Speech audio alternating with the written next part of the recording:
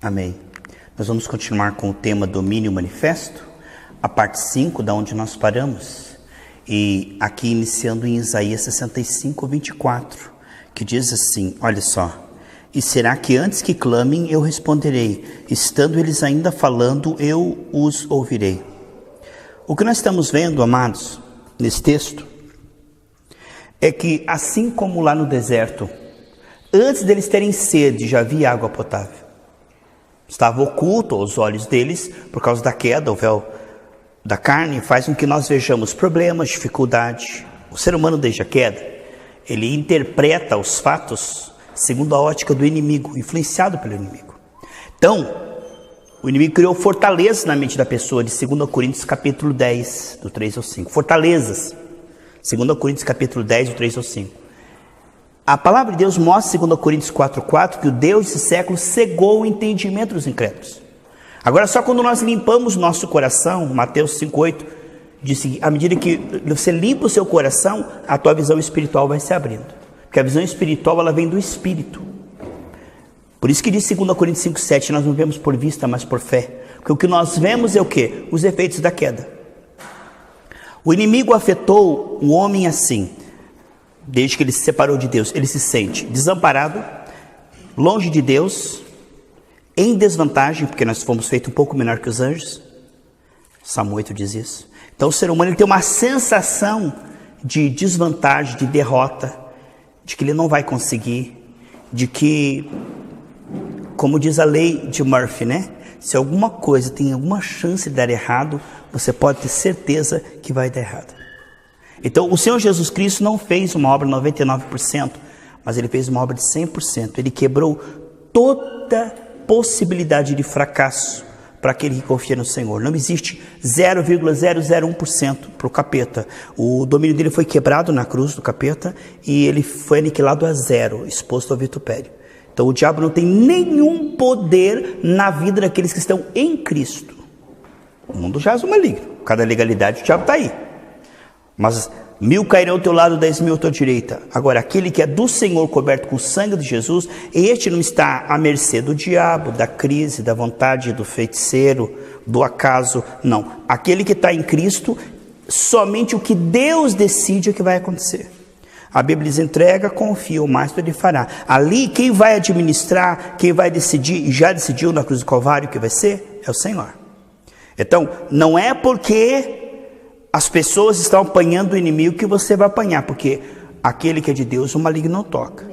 Então, aquele que é de Deus, ele é uma exceção, porque infelizmente o mundo jaz o maligno. Então, o que nós estamos vendo aí pode influenciar se nós formos tolos. Imagine Josué e Caleb debaixo da bênção do Senhor, perseverando na fé, confessando e tendo uma herança, e analisar o que o povo estava murmurando na carne, misturado com o mundanismo, estava recebendo pragas e derrotas e morte. Eles disseram, está acontecendo com eles? Não, peraí, eles não estão na fé, eu estou na fé. Portanto, não há paralelo entre o mundo que jaz o maligno e aquele que está em Cristo. Porque aquele que está em Cristo, ele foi retirado, diz Colossenses capítulo 1, 12, 13, ele foi retirado do império das trevas e colocado nas regiões celestes, assentados em Cristo. Efésios 2, 6. Então, assim como já havia água disponível, muito antes deles terem sede, porque Deus os colocou no deserto, Deus era responsável. Ninguém se importava para aquele povo, ninguém ia dar água para aquele povo. Se Deus, o próprio Deus, não agisse, eles iriam morrer de sede. Não havia outra fonte. Salmo 87, 7 diz, todas as minhas fontes estão em ti. Então, não havia outro recurso, não havia ninguém. Eles dependiam única e exclusivamente, totalmente de Deus. E Deus não é um deserto, Deus não desampara aqueles que nele se refugiam. Salmo 9, versículo 10.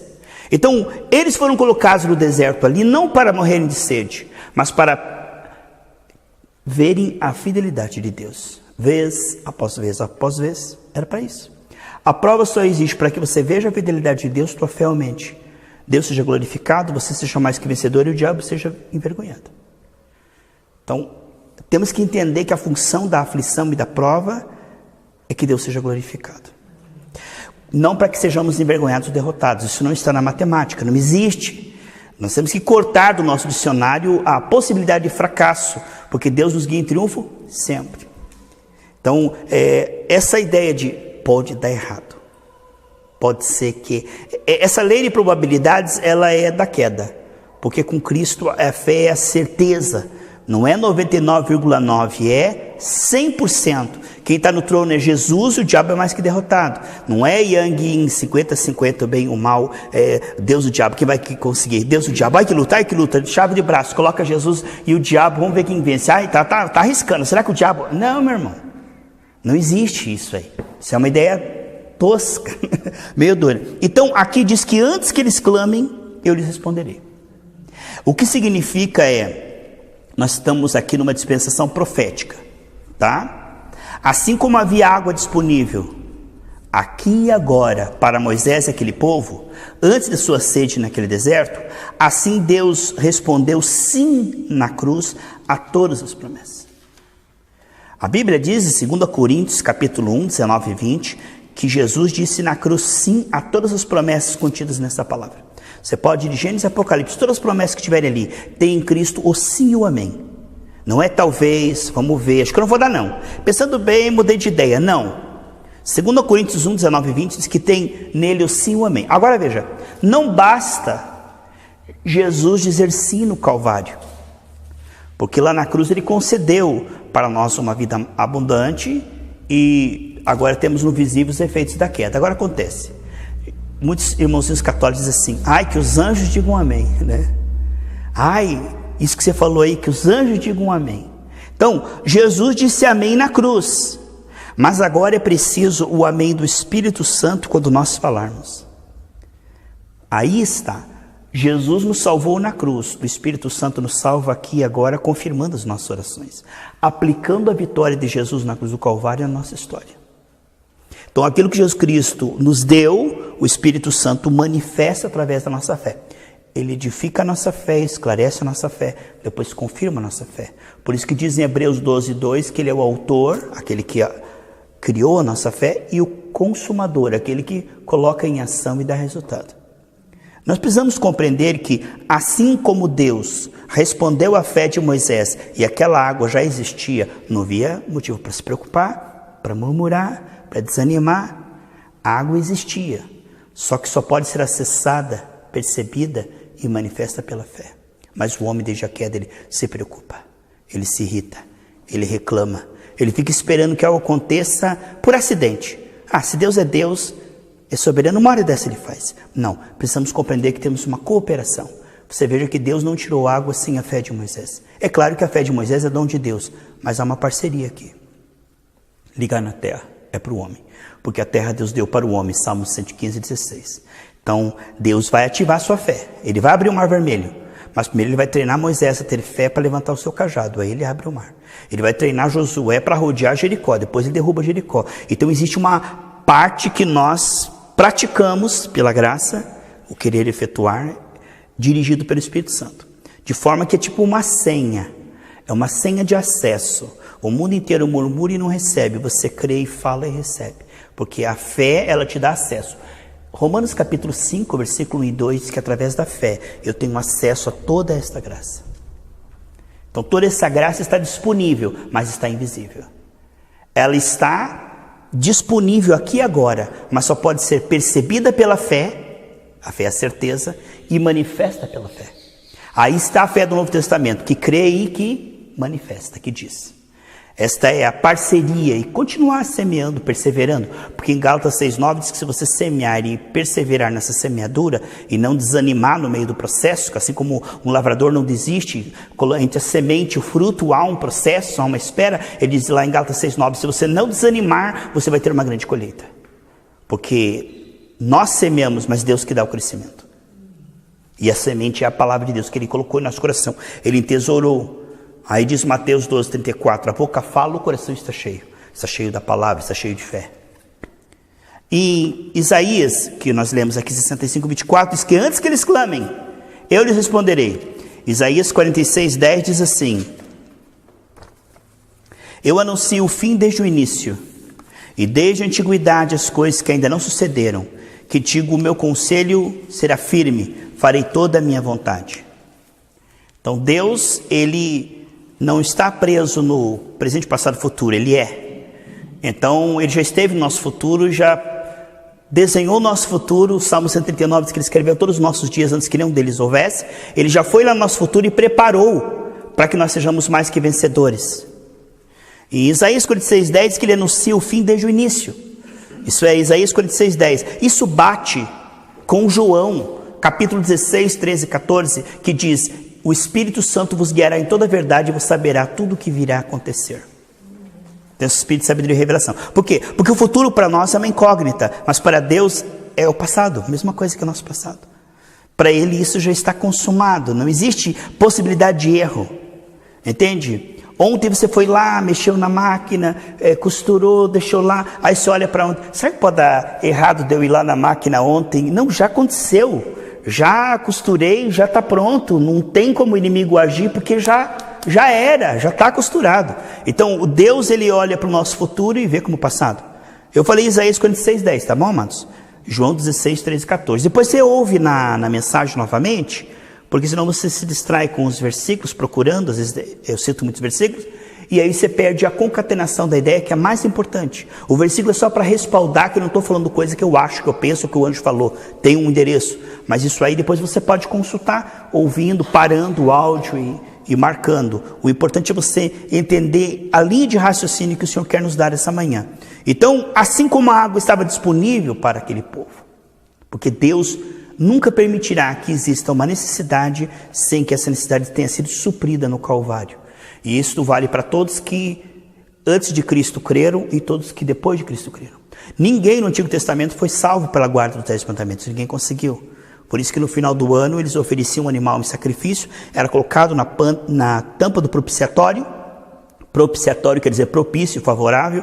Deus, olhando aquele sangue, perdoava o povo. O sumo sacerdote, uma vez por ano, entrava no Santíssimo e colocava o sangue. E Deus, olhando o sangue, dizia: o meu filho vai morrer, e como eles estão crendo em mim, agindo pela fé, o sangue deles vale retroativo para esses que estão colocando sangue de animais. Porque o sangue de animais não pode perdoar pecados, mas cobria até a vinda do Cordeiro, o Cordeiro de Deus que tira o pecado do mundo. Portanto, todos no Antigo e Novo Testamento que creram foram salvos por Jesus Cristo e pelo sangue de Jesus. Não foram salvos pela guarda da lei, nem pela... Claro que não estou desmerecendo a lei é boa, só pede coisas boas, mas um homem fraco, ele falha aqui e ali, o sangue de Jesus nos purifica. Porque nós não brincamos com o pecado, nós queremos obedecer. Mas na verdade, por causa da queda, a lei é perfeita, o homem não é perfeito. Então o homem falha.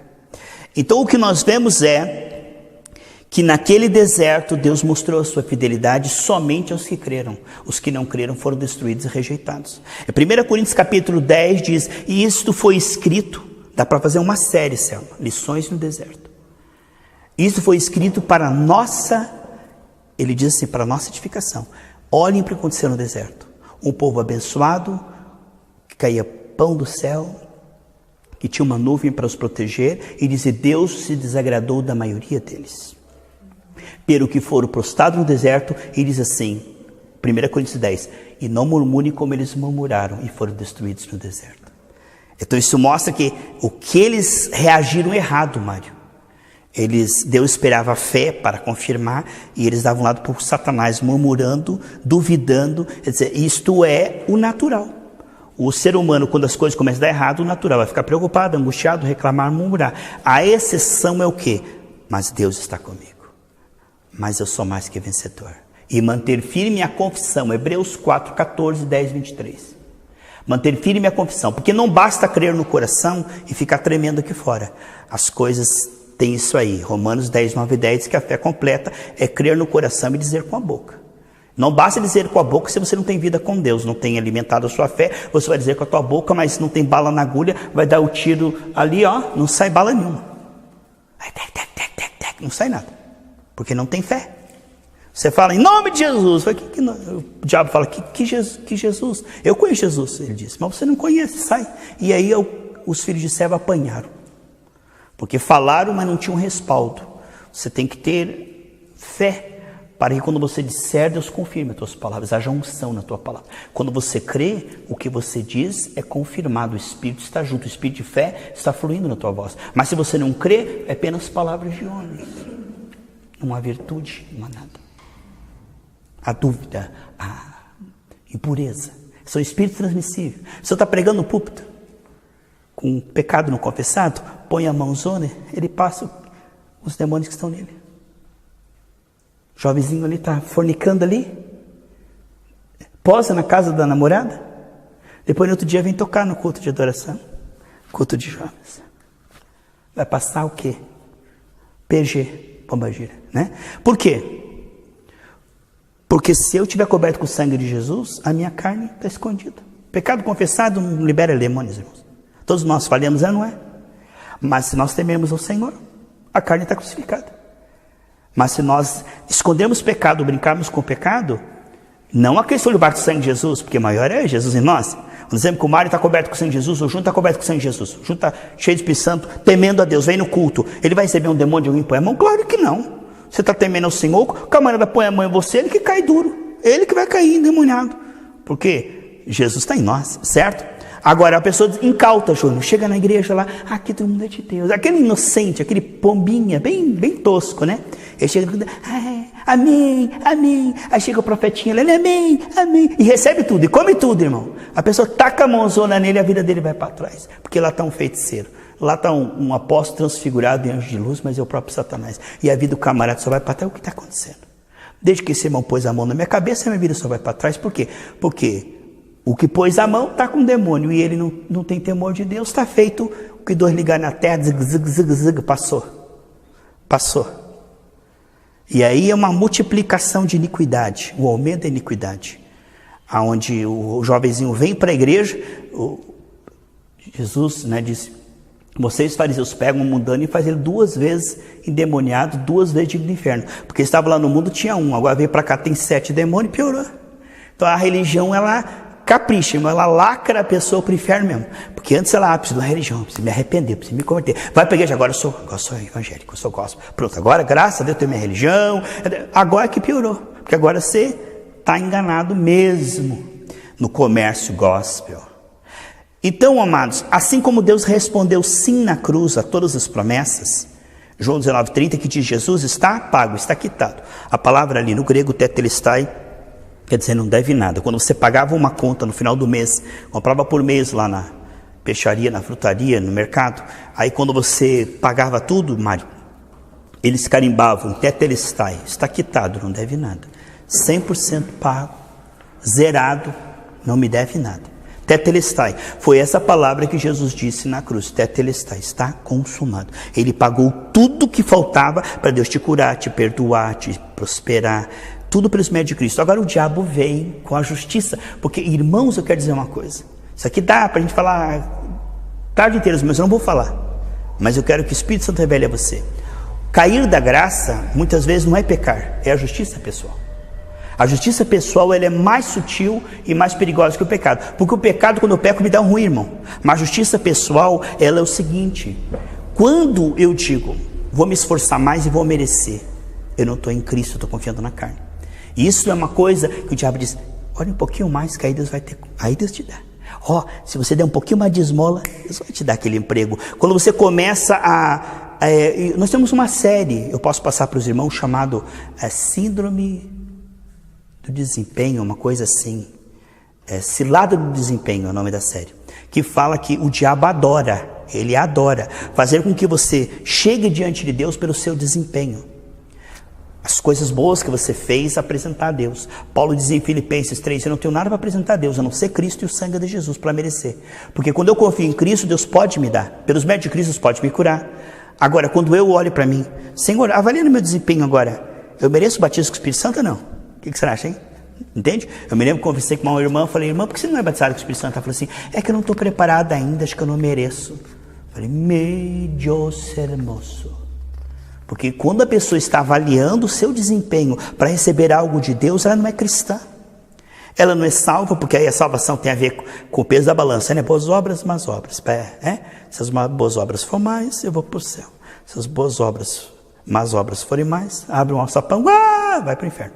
Mas não é isso. Nós somos salvos pela graça, não vem das obras. Isso é uma cilada tremenda, quando o diabo aponta para tuas boas obras. Veja como você orou essa semana, Deus vai te ouvir. Olha, gente, ninguém lê a Bíblia como você lê. Olha, quem é que vai nos cultos como você vai? Você não falta um. E você é uma pessoa que evangeliza. Puxa, mas como você essa semana, olha, você nem pecou. Se é verdade, essa semana você só fez coisa boa. Diga a verdade.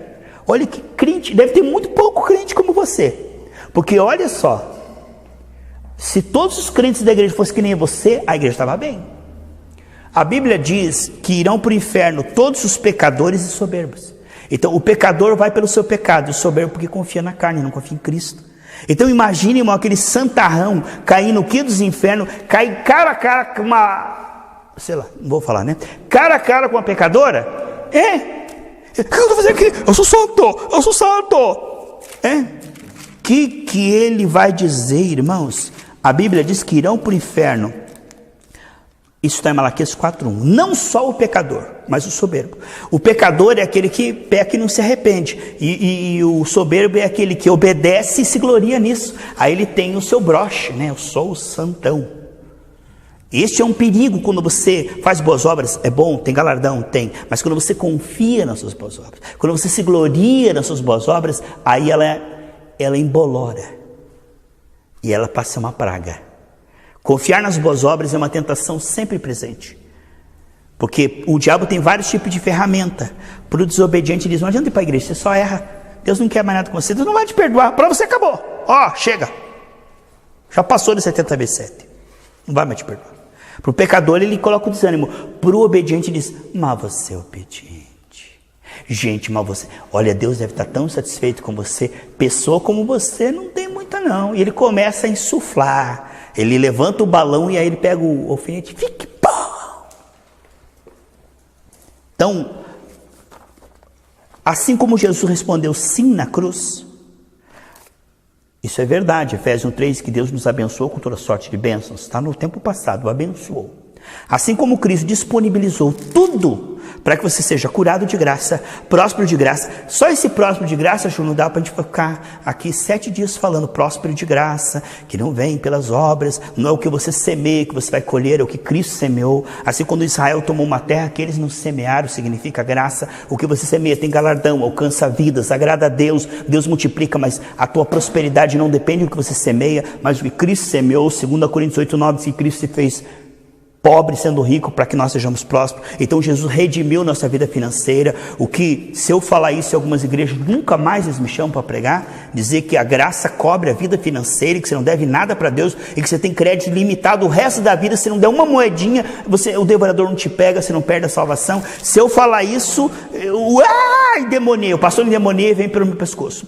Porque quando eu disser que a vida financeira foi redimida e que a vida financeira foi incluída no Calvário, e que a prosperidade é um presente, é um dom, não é uma conquista, não é por boas obras, que assim como Cristo viabilizou para que você seja saudável, Ele viabilizou que você seja curado, Ele viabilizou que você seja próspero gratuitamente. Não me vem dizer que Ele é Senhor de tudo, mas quem é Senhor da minha prosperidade é esse envelope.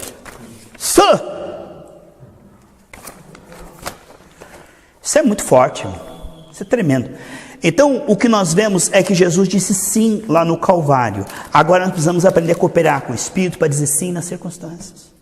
Ligar na terra. Aqui está a parte que quase ninguém entende, Selma. Cristo em nós, esperança da glória. Enquanto o povo estava esperando em Deus, ele estava amassando barro. Se Deus quiser. Enquanto eles estavam falando, se Deus quiser, ele estava amassando barro. Uma hora que Moisés andou com Deus, falou, eu entendo o que Deus quer. Deus quer, através de mim. Deus quer e Ele me deu condição. Deus quer e eu vou agir diante de Faraó. Deus quer, mas é através das minhas atitudes de fé. E aí o povo saiu. Olha a diferença daqueles que creem e daqueles que de fato creem. Quando começou a afundar o barco, Jesusinho, meu Jesus Cristinho, você não se importa que estamos afundando. Isso é fé. Isso para muitos círculos de oração é fé. Jesus falou, isso não é fé. Fé que eu ensinei a vocês é você se levantar e dizer assim, mar, cálice, vento, quieto, viu? Essa é a fé que eu estou falando. Essa é a fé do Novo Testamento, vocês não entenderam ainda? É, Jesus? Eu pensei que fé era desesperar diante de ti e dizer, Jesus, você não está vendo que eu estou sofrendo? Não, isso não é fé, isso é fé do Antigo Testamento. A fé que eu estou falando agora é Cristo em nós, esperança da glória. A fé que eu digo eu tenho certeza que Deus está comigo e que Ele fala através de mim. Essa é a fé do Novo Testamento. Menos do que isso, meu amigo, você vai ficar esperando, vai criar teia de aranha. Aqui diz Apocalipse 13:9. Eu quero ser sucinto, irmãos. É que o tema é tão relevante, mas eu vou dar só uma pincelada, tá? Apocalipse 13:9 diz que Jesus foi morto antes da fundação do mundo. Eu falei que Deus anuncia o fim desde o início. Apocalipse 13:9 diz que Jesus foi morto antes da fundação do mundo. Então, houve uma conferência celestial entre o Pai, o Filho e o Espírito Santo. Eles disseram, vamos criar um mundo? Vamos. Mas se nós criarmos um mundo, o homem vai pecar? Ele vai pecar. E se ele pecar, ele vai precisar de um Salvador. Ele vai precisar de um Salvador. Você sabe que o pecado só pode ser coberto com sangue, né? Só com sangue. Você morre, meu filho? Eu morro. Mas se o Espírito Santo for lá me ajudar, porque eu vou como homem, então eu preciso do Espírito Santo. Você vai, Espírito Santo? Eu vou. Você vai, depois aí, o João Batista põe a mão lá, Então, você morre, meu filho? Morre. Aí Deus escreveu assim, morto. Aí fala, agora vamos começar. Aí criou o jardim. Entendeu? Então Deus começa do fim, ele programa uma coisa infalível, invencível, que tudo é certo, agora vamos criar. Aí ele vai lá para o começo. Ele anuncia o fim desde o início. Então por isso o cordeiro morto antes da fundação do mundo, porque não foi uma coisa assim, tipo assim, Deus está lá no trono. Bem pombinha, bem ingênuo. Ai Gabriel, olha lá. A Eva está indo lá perto da fruta. Não vai, pelo amor de Deus, Deus dizendo, pelo amor de Deus, não vai. Aí esse Pedro está enganando ela. Aí o querubim fala assim, tá feio, Deus, o que você vai fazer? Aí Deus coçava a cabeça assim, e agora, o que eu faço? Será que eu tenho um plano? O que você acha? Irmão, Deus não é pego desprevenido, antes da coisa acontecer, ele já tinha resolvido. Cordeiro morto, antes da fundação do mundo. Deus sabia que o homem ia pecar, ele sabia que Jesus ia vir na plenitude dos tempos, Jesus já estava decidido a morrer por nós e já estava pago o preço, por isso que Deus trata com misericórdia lá Abraão por causa de Jesus. Como é que Deus pode tratar Abraão com misericórdia quando ele pecou e o rei falou assim, você pecou? Como você condena o justo que está debaixo do sangue de Jesus, que já está debaixo do sangue de Jesus? Parece que você está certo, né? Aquela irmã lá. E ela já se arrependeu, já comeu com sangue. Aí Deus fala assim, Faraó, se Abraão não orar por você, você vai ficar doente. Como? Quem errou foi Abraão, ele que falou que a mulher dele é irmã dele? Não, Abraão é justo. Ele confia em mim, o pecado dele está perdoado. Você agora que é o culpado. Deus justificou Abraão e condenou quem condenou Abraão. Aí chega a Miriam e fala assim, eu troquei tuas fraldas, Moisés. Que negócio é esse aí de ficar com mulher do mundo aí? Como é que você se atreve a falar assim com o meu ungido? Você vai ficar leprosa. Você vê que a linha de Deus, irmão, ela não é o raciocínio. O raciocínio é bem, mal, correto, certo. Essa é a linha do homem. A linha de Deus é fé, cobertura com sangue, justificado. É diferente. Às vezes aquela pessoa que errou, já se arrependeu, já está debaixo do sangue de Jesus, e você está lá apontando o dedo, ela sobe e você apontando o dedo fica. Porque você está falando de algo que o sangue levou, a gente não entende a misericórdia de Deus. A gente analisa o desempenho e Deus olha o coração. Deus olha que Davi já se arrependeu e não vai morrer. Isso é muito abrangente, irmãos. A graça cobre. Não estou aqui dizendo que nós vamos brincar com o pecado, mas que o sangue de Jesus nos purifica, todo pecado purifica mesmo. Se não fosse a misericórdia de Deus, como a misericórdia de Deus se renova a cada manhã, cabe a nós a cada manhã acessar isso. É um download, irmão. Já notou que você liga o celular? É difícil você ligar o celular, irmão, você reiniciar o celular e não ter uma atualização.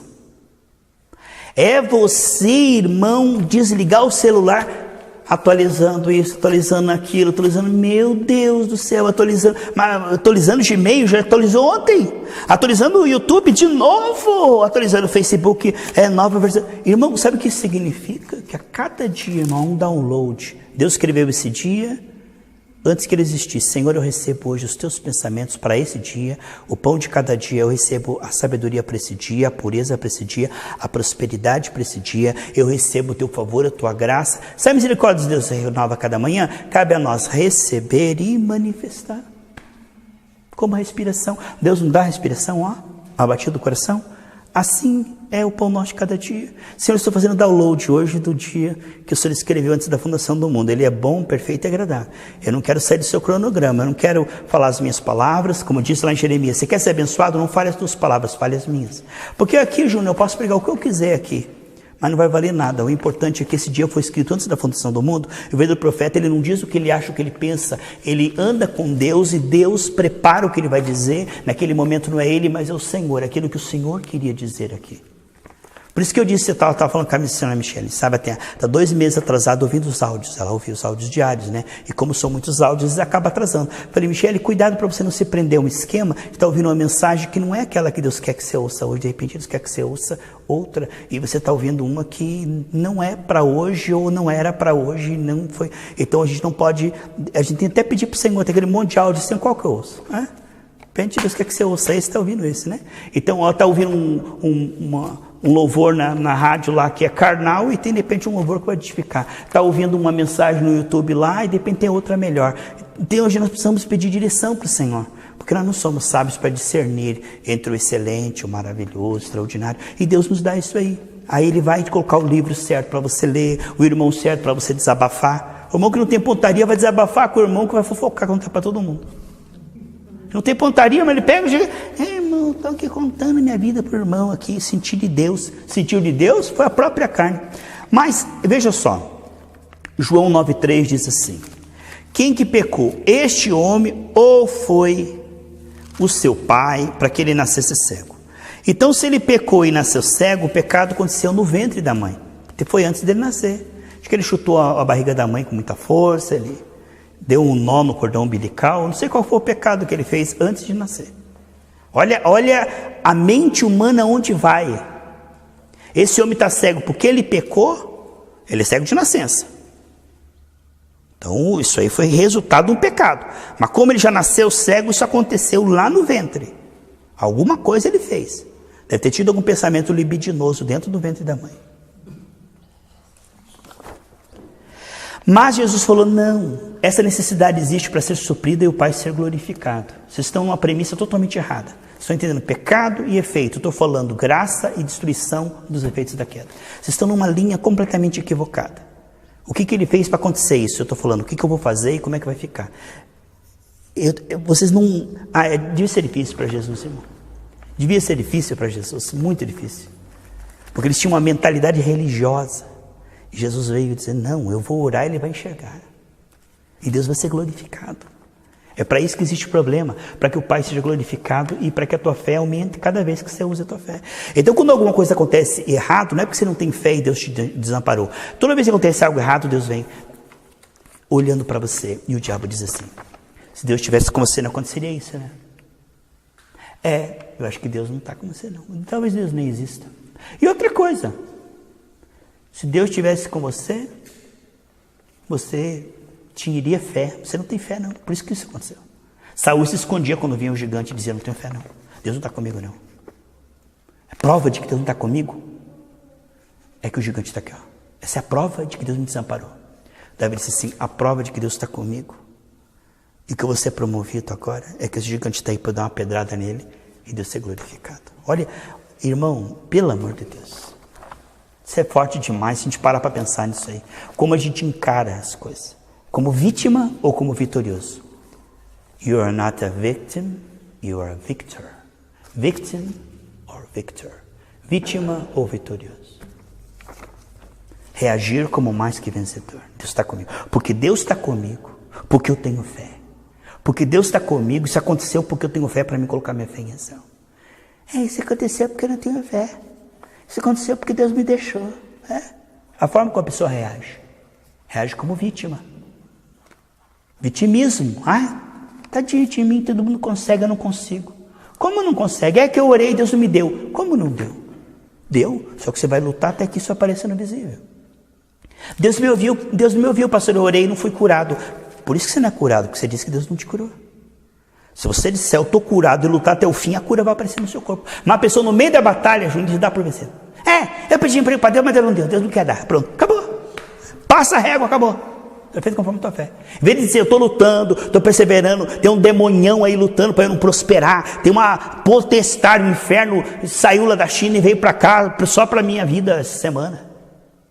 Saiu tudo, os demônios da China do desemprego e veio para cima de mim na minha cabeça. Tudo RH que eu vou, eles nem olham meu currículo. Mas quer saber uma coisa? Deus está comigo, eu vou lutar, esse emprego é meu. E não aceito não como palavra final, eu não vou ser fracassado. Jesus falou que eu sou próspero. E você crê, você consegue. Mas já tentei, pastor, Deus não quer. Deus não. Ele, no meio da batalha, ele se dá por vencido. Quando nem aconteceu, nem derrubou o demônio, nem aconteceu, mas ele já disse, Deus não escutou. Já não tem mais jeito. Então ele desiste quando ele devia lutar. Olha lá vem Faraó, quer saber uma coisa? Deus está conosco não. Olha lá, olha o Faraó com os cavalos dele, não é? Quer saber uma coisa? Nós vamos morrer. Isso é prova de que Deus não está conosco. Quer saber uma coisa? Nós não temos fé com senão não somos povo de Deus, não. Se nós fosse povo de Deus, esse Faraó não vinha. Está vendo esse Faraó aí? Prova clara de que Deus nos desamparou. Moisés falou, cala a boca. Deus, o que eu faço agora? Levanta o teu cajado, abriu o mar. Mas você sabe quantos que fizeram murmuração e quantos levantaram o cajado? Aí você consegue entender que muitos são chamados, poucos são escolhidos. Porque na hora H, onde é que está a fé? Que é dele o Espírito Santo. Que é dele a fé. A gente fala, aquele povo deserto era rebelde. Irmão, desde o tempo de Noé até agora, a alma do homem é muito parecida, irmão. Para vergonha nossa, nós ainda temos o Espírito Santo dentro de nós, eles não tinham. Nós somos muito... Não dá para falar. Vamos lá. Mateus 7,7 diz, o que pede, recebe. Quando recebe? A Bíblia diz, quando você ora. A Bíblia diz em Marcos 11, 23, 24, diz, quando orardes, creia que recebeu. Quando que você recebe? Quando você orou. Mas quando que vai aparecer no visível? Depois que você crê que recebeu. A Bíblia diz assim, quando você orar, creia que recebeu. E ele diz lá assim, porque se você disser e não duvidar no seu coração que você recebeu aquilo que você disser, virá acontecer no visível. Olha que coisa tremenda. Se você orar e disser que recebeu e perseverar dizendo que recebeu, aquilo vai aparecer no visível, porque você creu e disse que recebeu. Ai, mas quem... Não, pastor, ó, tá aqui, a fisgara está caindo, ó, aqui, ó. Não saiu não. Deus me curou. Não recebi não, pastor. Não foi dessa vez ainda não. Quando que nós recebemos? Quando nós oramos. Só que como é que nós vamos dizer o contrário estamos sentindo? Porque nós não vivemos por sentimento, mas por fé. Tem gente que depende do que sente, do que vê, do que cheira, do que toca. Mas nós dependemos da palavra de Deus, vivemos pela palavra. A palavra de Deus diz que Jesus já venceu isso. Em Isaías 19, 22, na versão revista e corrigida, não todas as versões, tá? Na versão revista e corrigida, Isaías 19, 22, diz que Deus se moverá às nossas orações e nos livrará. Como é que Deus te livra, Rosa? Através da fé. Sabia que a fé é o próprio livramento? Deus está na fé. Porque lá na cruz, Jesus nos livrou. Mas quando é que Deus nos livra? Através da palavra da fé. Por isso que o diabo tem tanto ódio da palavra da fé, pastor Geraldo. Chama de nova era, não abre a boca, não quer tomar o lugar de Deus, não profetiza. Por quê? Porque aqui está a liberação do poder que destrói Satanás. Se não tiver isso aqui, é religião morta. Se tiver a palavra da fé, é a diferença entre Jesus e os fariseus. Então, aí está o medo do diabo, cale, amordaça a igreja. Porque a palavra da fé é coisa nova era. Porque a palavra da fé é simplesmente o efeito do Calvário. Não tem a palavra da fé, não tem mais nada. Absolutamente não tem nada. Mas vão responder diante de Deus por essa blasfêmia. Chamando a liberação do Espírito de nova era e pensamento positivo. A liberação do Espírito é colocar em ação os efeitos do Calvário. Então, Deus está respondendo através da oração da fé. A pessoa pensa que está orando e pedindo, na verdade a oração da fé, ele não está pedindo, ele está liberando. Deus, a resposta de Deus está na oração do cristão. Como é que pode imaginar uma coisa dessa, né? Que a resposta está na pergunta. A resposta de Deus está na imposição de mãos e na oração. A gente pensa que aquilo é um pedido, quando na verdade aquilo já é a resposta. Quando orardes, creia que recebestes. Então, Deus nos livra e Deus está nos respondendo através da oração da fé. Ele é o autor e consumador da fé. A palavra dele é confirmada, Marcos 16, 20, amém? Então, a fé é a certeza que já temos. É a evidência de que temos acesso. Em 1 João 5, 14 e 15 diz, essa certeza que nós temos, que se pedirmos alguma coisa segundo a sua vontade, e a vontade dele está revelada aqui na Escritura, temos certeza de que recebemos aquilo que pedimos. E temos por certo que já recebemos. É o que diz 1 João 5, 14 e 15. Isaías 44, 26 diz assim, sou eu que confirmo a palavra do meu servo. Então Deus confirma. E último versículo, João 11:42, que ilustra bem isso, Rosa. João 11:42 ilustra que Jesus sabia que a resposta do Pai estava na oração dele. Ele não separava a oração da resposta do Pai. A resposta do Pai e a minha oração é uma coisa só. A minha posição de mãos e a cura divina é uma coisa só, porque Deus está na minha vida. A gente pensa assim, entre a oração e a resposta de Deus são coisas separadas. Não, aquele que se une com o Senhor é um só no Espírito. 1 Coríntios 17. De forma que a oração e a resposta é uma coisa só. É muito forte isso. Veja como Jesus responde lá em João 11, para nós orarmos, 42. Jesus diz, a resposta está na minha oração. Toda vez que eu oro, o Senhor já está respondendo através da minha oração. Veja lá, João 11, 42.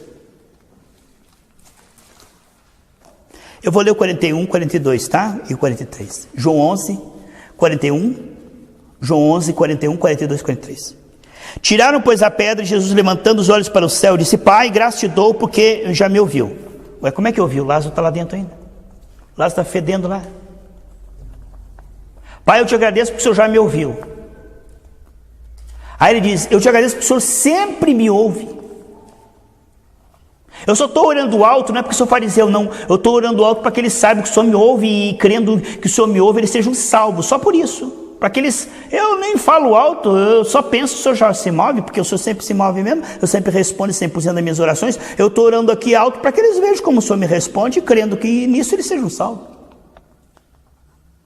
Ele diz no 41, obrigado por ter me ouvido. No 42 ele diz, o Senhor me ouve mesmo? E no 43 ele diz, quer ver como ele me ouve? Lázaro, sai para fora. Aí ele diz, o que eu falar agora já é a resposta de Deus. Não é nenhum pedido a Deus, já é Deus se movendo. Irmão, isso aqui é fé. Menos que isso aqui, meu amigo, religião dos homens. Nós temos muito a falar em muito pouco tempo. Que Deus tenha misericórdia. Amém. Nós vamos continuar com o tema domínio manifesto, a parte 5, da onde nós paramos. E aqui iniciando em Isaías 65, 24, que diz assim, olha só. E será que antes que clamem eu responderei, estando eles ainda falando eu os ouvirei. O que nós estamos vendo, amados, nesse texto, é que assim como lá no deserto, antes deles terem sede, já havia água potável. Estava oculto aos olhos deles, por causa da queda, o véu da carne faz com que nós vejamos problemas, dificuldade. O ser humano, desde a queda, ele interpreta os fatos segundo a ótica do inimigo, influenciado pelo inimigo. Então, o inimigo criou fortalezas na mente da pessoa, de 2 Coríntios capítulo 10, do 3 ao 5. Fortalezas. 2 Coríntios capítulo 10, do 3 ao 5. A palavra de Deus mostra, 2 Coríntios 4:4, que o Deus desse século cegou o entendimento dos incrédulos. Agora, só quando nós limpamos nosso coração, Mateus 5:8, diz que à medida que você limpa o seu coração, a tua visão espiritual vai se abrindo. Porque a visão espiritual, ela vem do Espírito. Por isso que diz 2 Coríntios 5:7, nós não vemos por vista, mas por fé. Porque o que nós vemos é o quê? Os efeitos da queda. O inimigo afetou o homem assim, desde que ele se separou de Deus. Ele se sente desamparado, longe de Deus, em desvantagem, porque nós fomos feitos um pouco menor que os anjos.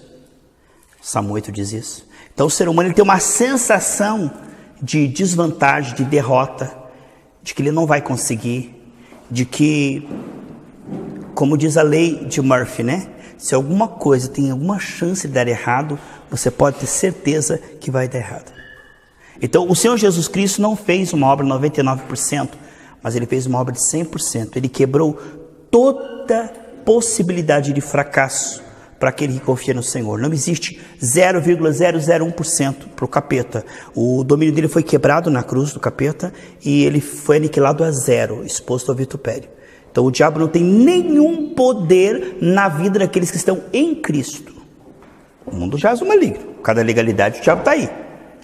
Mas 1000 cairão ao teu lado, 10.000 à tua direita. Agora, aquele que é do Senhor, coberto com o sangue de Jesus, este não está à mercê do diabo, da crise, da vontade, do feiticeiro, do acaso. Não. Aquele que está em Cristo, somente o que Deus decide é que vai acontecer. A Bíblia diz, entrega, confia, o mais ele fará. Ali, quem vai administrar, quem vai decidir, e já decidiu na cruz do Calvário o que vai ser, é o Senhor. Então, não é porque as pessoas estão apanhando o inimigo que você vai apanhar, porque aquele que é de Deus, o maligno não toca. Então, aquele que é de Deus, ele é uma exceção.